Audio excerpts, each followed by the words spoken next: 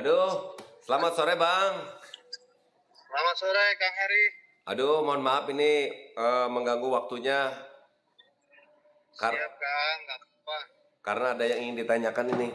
Begini Bang, sebelumnya eh, Ya. gimana Bang Topan sehat?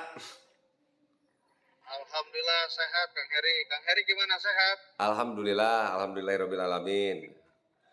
Nih langsung aja Bang Topan ya, ada yang ingin ditanyakan ini. Eh, Iya iya Kang. dan ini juga mungkin Heri mewakili para subscriber Heri khususnya ini. Karena sekarang ini banyak sekali membahas ya konten kreator lah, konten kreator yang memang sering mengawal kasus Subang, memberitakan kasus Subang, dan ada salah satu juga dari konten kreator yaitu dengan nama channel Luruskan. Heri juga tidak tahu siapa, yang jelas pernah ada komunikasi, tetapi pada sekarang ini eh, Danu klien abang ya intinya sering dibahas gitu kan. Dibahas terutama yang sekarang beredar itu beliau di sana disampaikan istilahnya dengan ini menantang Danu nih, menantang Danu dan Yoris berani tidak dan timnya berani tidak untuk melaporkan kepada lembaga perlindungan saksi dan korban. Nah, ini persoalannya kan di sini dikatakan kepada Danu, dan Danu secara hukum kan kuasa hukumnya adalah Bang Topan. Nah, dalam hal ini menanggapi hal ini Bang Topan sendiri seperti apa, Bang? Ya Kang Heri, terkait channel Luruskan itu memang akhir-akhir ini kita dengar semakin rame ya. Jadi hampir setiap hari ada konten-konten baru. Kami juga dikonfirmasi sama sama masyarakat lah yang ada nomor saya pada WA saya dan lain-lain. Jadi pertama-tama saya juga mau menghimbau, dan Kang Heri bersama teman-teman juga nanti coba dihimbau juga Ya. kepada semua netizen, semua subscriber atau sahabat Heri Susanto dan kawan-kawan semua, khususnya masyarakat yang sangat peduli dengan kasus Subang agar segera terungkap, bahwa kita tidak perlu menanggapi atau terpancing dengan channel-channel tersebut, khususnya yang tadi Kang Heri sebutkan ya, ada channel Luruskan yang lebih sekarang katanya lebih intens menggiring opini ke arah Danu. Dan kita juga pernah lihat sih channel Luruskan ini dulu juga rame masalah yayasan dan lain-lain. Tetapi kan masyarakat sudah sangat memahami Kang Heri bahwa kasus ini menjadi perhatian publik gitu loh. Jadi saya rasa masyarakat juga bisa menilai konten ini layak untuk kita jadikan pertimbangan atau tidak. Ya. Kalau soalnya kan kaitan masalah konten atau channel Luruskan ini, kami juga nggak tahu ya kok ini sebetulnya konten ini pemiliknya siapa, Ya. siapa di belakangnya, terus dan lain-lain. Ini kan kami anggap ini sebagai konten kreator seperti yang lain ya. Artinya di sini kan berkreasi, mencari membuat kreativitas untuk mendapatkan viewer atau subscriber yang banyak sehingga menghasilkan lah gitu. Tetapi kenapa kami tidak tanggapi, karena ya buat kami nggak jelas gitu kan. Kalau kayak konten channel Kang Heri Susanto, Bang Jack, Bang Freddy, terus Yahya, Danu mungkin, terus Mbak Rara, Kisodo dan lain-lain, itu kan channel-channel yang langsung berani dan gentle menyantumkan nama sehingga orang sudah tahu, oh ini channel Mbak Rara, oh ini channel Kang Heri kan gitu. Ya. Sehingga konten-konten yang dibuat itu bisa dipertanggungjawabkan gitu. Kalau ini kan menurut kami tidak bisa dipertanggungjawabkan siapa orangnya. Kita dengar katanya pemiliknya adalah profesor dari mana, kan kita juga harus kita ketahui bersama gitu loh. Terus kalau masalah ada kalimat-kalimat tantang menantang itu kan sudah menurut kami itu sudah provokasi Ya. gitu loh, yang berpotensi membuat opini-opini jadi liar. Kan ini kan kasus ini kan seluruh nasional ini, bahkan internasional gitu loh. Sehingga ada juga yang punya analisa bahwa pelakunya si A si B, klien kami bukan pelaku, nah mereka mendukung klien kami. Nah ini kan akhirnya jadi saya khawatir akan jadi konflik-konflik di medsos gitu ya. Kasihan lah gitu. Jadi saran saya sebetulnya pemilik konten channel ini ya, apalagi ini seorang profesor gitu ya, jadi bisa Katanya menempatkan gitu. diri, Katanya ya dengar katanya, kata orang. sehingga bisa membuat konten yang benar-benar bijak. Kalau profesor ini punya analisa yang bagus, ya saran kami sampaikan ke kepolisian gitu loh. Ya. Kalau mau membantu kasus ini agar segera terungkap, sampaikan ke penyidik gitu loh. Kan penyidik lagi berjuang nih sekarang, Kang Heri. Ya. Berjuang maksimal gimana caranya untuk mengungkap perkara ini. Jadi buat apa disampaikan dalam konten YouTube gitu loh. Ya. Kayak tempo hari pernah bikin konten tentang yayasan gitu loh, rame. Terus sekarang tentang Banpol. Kalau emang ada temuan-temuan sampaikan ke penyidik, karena terkait Banpol misalnya, Banpol itu kan sudah kita sampaikan juga kepada penyidik, bukti-bukti juga sudah kita serahkan di Polda, di BAP di Polres juga sudah kita sampaikan. Artinya kalau memang ada hal yang diragukan oleh penyidik, pasti kami dikonfirmasi, pasti akan diperiksa ulang klien kami, gitu loh. Ya. Terus kaitan masalah LPSK, perlindungan saksi, buat kami juga nggak ada urgensinya gitu, karena LPSK itu kan untuk melindungi saksi apabila dikhawatirkan saksinya itu dapat berpotensi berbahaya bagi saksi tersebut, kan gitu kan, kesaksiannya. Ya menurut kami Danu biasa-biasa saja.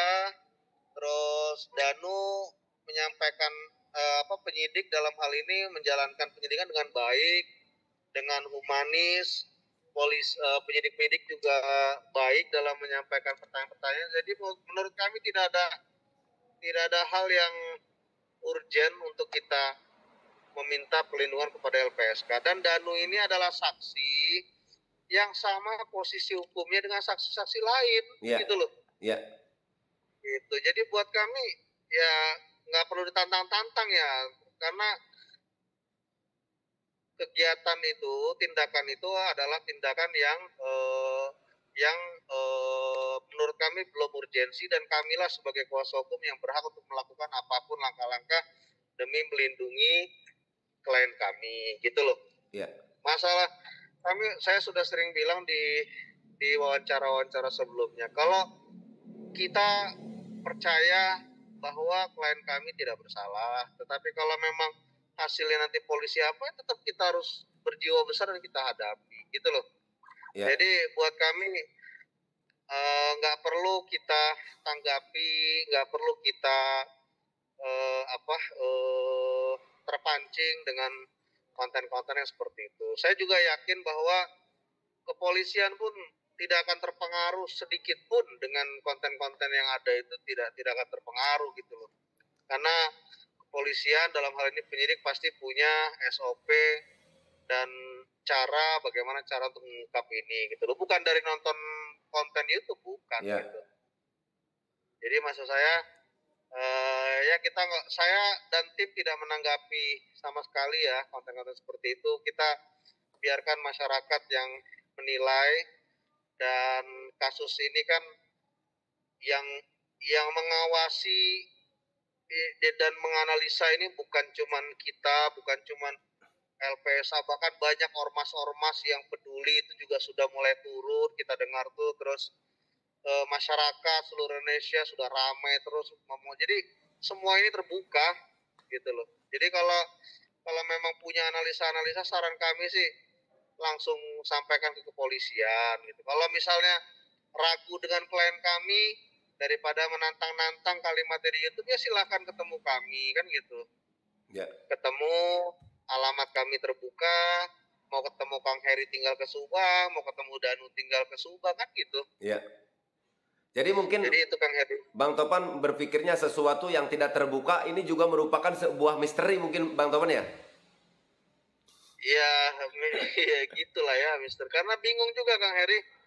Kalau kalau kayak konten yang saya sebutkan tadi kan terbiasa podcast menampilkan diri kita Iya. gitu loh. Ini saya loh, Heri Susanto. Jadi kalau saya ada salah dari dari cara ucapan dan lain-lain, itu wajar karena ini podcast kan langsung gitu loh, to the point gitu loh. Jadi kalau nggak ada nongol mukanya cuman kata-kata kan bisa buka buku aja Kang Heri. Iya. Gitu Nah, loh. Jadi ya gimana Kang? lalu Bang Topan dibahas juga bahwa selama ini berbicara tentang masih di pokok bahasan tentang lembaga ya di LPSK tadi ya. Di sana juga dijelaskan bahwa saat ini saksi Danu ini dalam hal ini klien Bang Topan itu bisa dikatakan ke sana kemari bikin konten YouTube bersatu dengan teman-teman YouTube yang lainnya. Nah, apakah terkait hal ini karena kita tahu bahwa kasus ini sudah mau 8 bulan.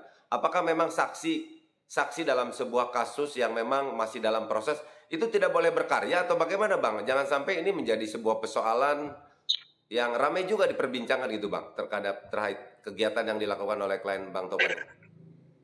Ya, lucu lah kalau ada orang berstatement seperti itu. Kan saksi kan bukan cuma Danu. Ya. Saksi ada yang lain gitu loh. Dan saksi juga banyak juga yang bikin konten. Kayak saksi Yoris itu punya konten sendiri untuk aktivitasnya. Terus Pak Kades kan saksi juga, beliau diperiksa juga kan? Iya. Pernah diperiksa kan Pak Kades? Iya. Nah, itu kan juga punya konten juga. Jadi kalau saya lebih baik nonton konten-konten seperti yang saya sebutkan tadi daripada nonton konten yang nggak ada namanya, nggak jelas namanya, siapa orangnya. Itu lebih enak nonton konten itu Kang Heri. Terus yang kedua, ya Danu juga sebelum bikin channel itu juga koordinasi sama kita gitu loh. Dan kami mendukung karena buat kami itu adalah kreativitas. Danu bisa mengembangkan dirinya dan alhamdulillah sampai sekarang kita cek juga konten-konten Danu nggak ada tuh yang menyangkut kasus Subang. Dia coba mengembangkan dirinya, dia coba mengembangkan kreativitasnya. Malah kita support, kita doakan semoga dia juga bisa berguna bagi bangsa dan negara ke depan gitu Kang Heri. Ya. Lalu saya ingin menanyakan juga kepada Bang Topan karena sebetulnya ini masih menyangkut dengan klien Bang Topan gitu kan, yang mana upaya apapun yang dilakukan oleh Bang Topan dalam mendampingi Danu itu sudah menjadi tanggung jawab Bang Topan ya kan. Nah di sini juga ada saya melihat juga memang saya senyum saja sebetulnya melihat ada polling membela Danu atau membela kedua korban. Menurut pendapat saya sendiri Bang Topan ini sesuatu yang harus dipisahkan ya. Dengan datangnya saksi saja memberikan keterangan kepada pihak kepolisian itu artinya sudah membela untuk bagaimana mengungkap kasus yang terjadi di Subang ini. Nah, menanggapi persoalan ini bagaimana Bang Topan? Ya, salah juga kalau ada statement kayak gitu Kang Heri karena memangnya Danu ini ada salah apa sama korban? Ya. Danu ini mengabdi sama korban kok. Danu ini hari-hari paling disayang sama korban. Dan Danu juga sama seperti keluarga korban gitu loh yang tertimpa musibah seperti ini, sangat sedih, sangat kehilangan dan lain-lain. Sehingga kalau ada orang punya statement bela Danu atau bela korban, ya menurut saya orang ini juga nggak benar yang mengeluarkan statement gitu Kang. Ya. Karena lagi-lagi Danu itu satu dari sekian puluh, bahkan dengar-dengar sudah seratusan saksi yang ada gitu loh. Ya. Jadi buat saya kalau terlalu begitu berarti terlalu tendensius lah orangnya. Ada pertanyaan kita kan, ada masalah apa lu sama Danu kan gitu. Kamu tuh ada masalah apa sama Danu kok sampai segitunya kan gitu. Iya. Dan itu tidak mencerminkan orang yang bijak menurut saya Kang Heri. Jadi nggak usah ditanggapi, diamkan saja, kita tetap mengawal kasus Subang ini agar segera terungkap. Masyarakat sudah pinter semua, masyarakat sudah sangat memahami kasus ini karena dari awal mereka menganalisa sampai begadang-begadang saking simpatinya dengan kasus pembunuhan ini gitu kan. Iya. Jadi mungkin ada lagi yang ingin ditanyakan Bang Topan ya, bahwa dalam hal ini dari awal bahwa Danu ini menggunakan pengacara. Tadi dikatakan sekali lagi bahwa bukan membela korban sekali lagi nih, tetapi membela Danu. Memang sebetulnya jelas ya Bang Topan, selain daripada mungkin yang namanya mendapatkan pendampingan hukum itu merupakan hak warga negara. Jadi tidak salah juga ya, atau bagaimana, sesuatu yang mesti dipisah gitu antara membela korban dan memperjuangkan hak Danu sebagai warga negara gitu dalam proses hukum yang terjadi di Subang ini, Bang Topan. Ya, jadi apa yang kita lakukan sekarang